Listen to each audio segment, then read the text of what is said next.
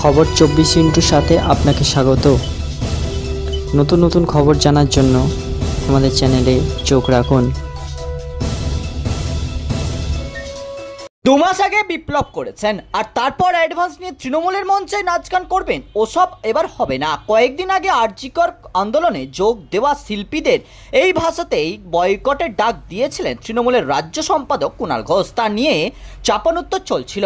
এর মধ্যে এদিন ডায়মন্ড হারবার থেকে তৃণমূলের second in command Abhishek Bandyopadhyay আবার বলেন, কে কোথায় প্রতিবাদ করবে সেটা তার এখতিয়ার, তার স্বাধীনতা। কে কোথায় কাকে নিয়ে গান গাওয়াবে, কখন গাওয়াবে, কে গান গাইবে আমি জোর করে কারোর মাথায় চাপাতে চাই না। এখানেই না থেমে অভিষেক আরও বলেন, স্বাধীনতা সকলের আছে।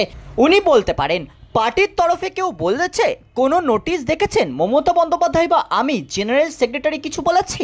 যদিও কুণালের দাবি ছিল মিথ্যে বিকৃত ময়নাতদন্তের রিপোর্ট নিয়ে নাটক হয়েছে। কার্যত হুঁশিয়ারির সুরে বলেছিলেন, আমাদের দলের আয়োজিত কোনো অনুষ্ঠানে যেন তাদের দেখা না যায়।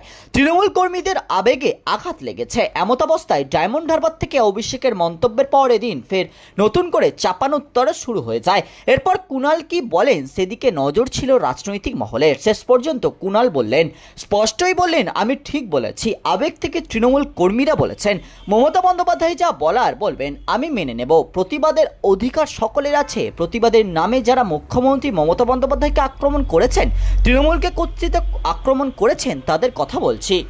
চাপানোত্তরের মধ্যেই কুণালের স্পষ্ট কথা, কোনো ভুল বলিনি, কালও তাই বলবো, আগেও বলেছি। তৃণমূলের কর্মীদের বিবেকের উপর ছেড়ে দিচ্ছি। এরপরে মমতা বন্দ্যোপাধ্যায় যা বলার বলবেন তা মেনে নেব। যা দেখে রাজনৈতিক বিশেষজ্ঞদের বড় অংশের মত, আদপে অভিষেকের বক্তব্যকে গুরুত্বহীন করে দিলেন কুণাল।